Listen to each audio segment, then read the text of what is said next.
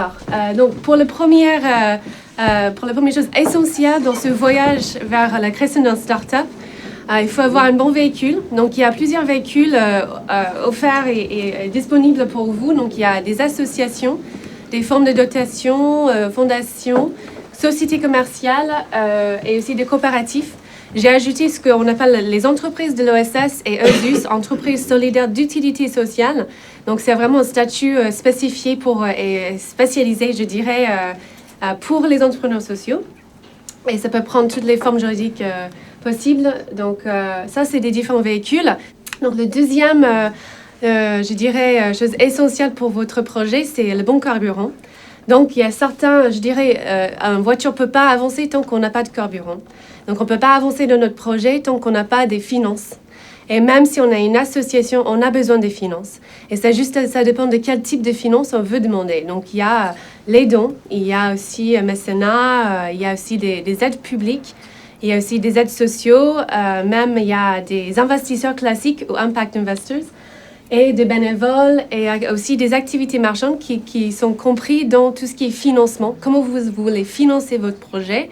Et en fonction de la voiture que vous allez choisir, il y a certains carburants qui vont avec et certains pas. Donc, on va voir ça plus tard. Et finalement, il faut avoir le bon GPS. C'est-à-dire, il faut savoir où vous allez, quelle est la destination, qu'est-ce que vous souhaiterez faire dans 5 ans, dans 10 ans, quel est le terrain, je dirais le terrain de jeu, quelles sont les règles nécessaires pour réussir. Et là, en ce moment, je vais, pour les prochaines 5 minutes, je vais vous parler en détail sur les 6 questions principales à poser pour aller dans la bonne direction et pour choisir la forme juridique adaptée. Quel est votre modèle économique? Donc là, le modèle économique, ça vous permettrait de voir où vous allez chercher les finances, quelles sont vos parties prenantes, quels sont vos clients, qu'est-ce que vous souhaiterez faire dans 5 ans, dans 10 ans, combien de salariés, le contrôle, les dirigeants. Donc, je dirais, si la plupart de votre finance, après avoir fait le modèle économique, vous avez trouvé que le financement, ça doit venir des financements privés et il y a des coûts importants dès le début, donc pour le développement d'un site Internet, par exemple, là, c'est plutôt une forme de société commerciale qu'il faut prendre. Après, c'est vraiment général. Il y a toutes les formes nécessaires possibles, mais je dirais, en général, c'est comme ça. Après, pour le financement, si vous trouvez que c'est plus facile, vous avez des rapports avec des collectivités territoriales ou même l'État, que vous avez des donateurs qui souhaitent vous donner de l'argent, et aussi le coût peut-être moins important parce que c'est vrai que c'est plus difficile à trouver des sommes importantes pour les donateurs. Après, c'est toujours possible. Là, je dirais plutôt une association, c'est mieux pour votre projet ou même un coopératif. Deuxième question, faut-il rémunérer les dirigeants? La question est toujours oui, bien sûr. Après, pour les certaines formes juridiques, on ne peut pas rémunérer les dirigeants. Donc, je dis notamment par rapport à les associations en tant que président, on ne peut pas être rémunéré. Il faut qu'on soit désintéressé. Quel est le mode de gouvernance? Donc, pour la gouvernance, je dirais qu'il y a 4 formes principales pour les entrepreneurs sociaux. Donc, il y a la forme classique, donc les hiérarchies un peu pyramidales dans lesquelles il y a le président, le gérant, le conseil d'administration qui gère toutes les décisions stratégiques. Et ensuite, il y a des salariés, des parties prenantes. Ensuite, on a ce qu'on appelle la gouvernance démocratique. Donc, ça, c'est un membre à une voix. Ça, c'est souvent ce qu'on trouve dans les coopératifs, et notamment les SIC et les SCOP. Et ensuite, pour une gouvernance participative et démocratique, donc là, c'est une nouvelle définition, un terme qu'on peut trouver dans la loi de 2014, de la loi OSS.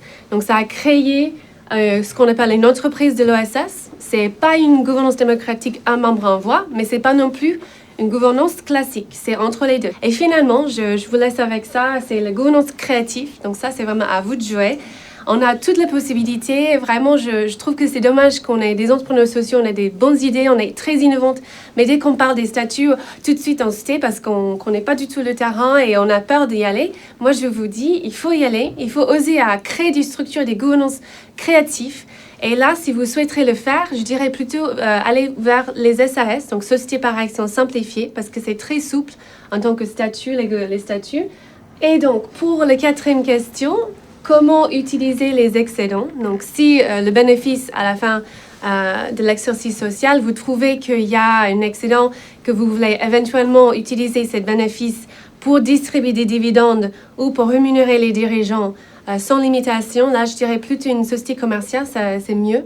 Et sinon, c'est plutôt une association que je vous conseillerais si vous n'avez pas besoin de distribuer des dividendes. Donc, pour l'image, et là on peut revenir à l'analogie que je vous ai donnée tout à l'heure par rapport à une voiture. Donc, si vous voulez voir une image qui est très plutôt fort impact social, une gouvernance démocratique, solidarité sociale, même si c'est pas tout le temps vrai, il faut constater qu'il y a une image qui va avec certaines formes juridiques. Donc, si vous voulez, peut-être éventuellement, vous voulez dire que c'est un fort impact ou intérêt général, là, je vous dirais plutôt aller vers une association, un coopératif. Là, si vous souhaiterez avoir vraiment une image d'une gouvernance démocratique, un membre a une voix, la solidarité, c'est plutôt un coopératif ou entreprise de l'ESS. Et enfin, si vous voulez vraiment voir une image qui est commerce, business, innovation, peut-être avec un impact plus faible, même si ce n'est pas vrai, c'est une image qu'il faut constater. Je dirais plutôt une société commerciale. Et pour finir, dernière question qu'il faut poser, c'est faut-il transformer ou vendre la structure? Je sais que c'est difficile à dire maintenant, mais il faut poser cette question parce qu'il y a certaines formes qui ne se prêtent pas à être transformées. Par exemple, pour la vente, on peut vendre qu'une société commerciale. On ne peut pas vendre des actions d'une association parce qu'ils n'ont pas d'actions. Donc, si vous voulez si vous souhaitez vendre la boîte, je dirais plutôt une société commerciale. Une coopérative, c'est possible aussi. Si vous souhaiterez transformer la société, donc par exemple, si vous êtes une association, vous voulez commencer avec une association et ensuite transformer en société commerciale, c'est pas possible. Voilà. On peut éventuellement dissoudre l'association et recréer une SAS ou un SARL ou une SA. Mais encore une fois, on ne peut pas transformer une association en société commerciale. Par contre, on peut transformer une association en SIC ou SCOP, donc une coopérative. Donc ça, c'est possible. Donc il faut juste réfléchir à ça avant de démarrer le projet, si vous souhaiterez éventuellement transformer la société.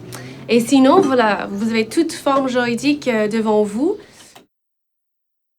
Vous avez la bonne voiture, le bon GPS, maintenant il faut savoir qui vous mettez dans la voiture et qui va conduire. La première idée, c'est celle de la représentativité. La façon dont vous allez vous entourer, la façon dont vous allez créer votre structure, ce qu'il faut refléter, c'est la représentativité de vos parties prenantes.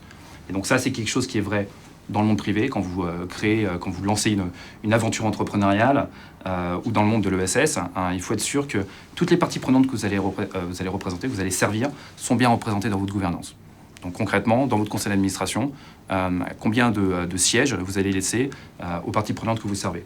La deuxième, c'est celle de la flexibilité. Cette flexibilité, elle se traduit dans les statuts, elle va se traduire dans les schémas de gouvernance que vous mettez en place, elle se traduit aussi dans les postes et les rôles que vous allez conférer à chacun. La tentation elle peut être grande de dire toi tu seras VP relations de nos partenaires académiques dans le 13e. Or il n'y a peut-être pas tant de business à faire avec les partenaires académiques dans le 13e. Peut-être qu'il faut avoir des postes qui sont beaucoup plus flexibles, beaucoup plus larges pour pouvoir pivoter facilement. Mon troisième point, c'est montrer des signes tangibles de progrès, notamment aux gens qui vous soutiennent. Mon quatrième sujet, c'est évidemment celui des gens que vous allez prendre dans votre voiture, et c'est le plus important. Si j'ai un conseil à vous donner, c'est entourez-vous dès le début des bonnes personnes. C'est vrai dans vos associés. C'est souvent génial d'avoir une idée sur le coin d'une table en fin de soirée, mais c'est pas évident que déjà cette idée est la bonne, mais surtout que la personne avec qui vous avez eu l'idée est la bonne personne pour la tangibiliser. Donc mon message clé, le message que je voudrais vraiment vous donner ce matin, c'est entourez-vous des bonnes personnes, que ce soit dans vos fondateurs, vos partenaires ou dans les gens que vous allez recruter. C'est ça le moteur en fait de l'innovation, c'est ça le moteur de la réussite.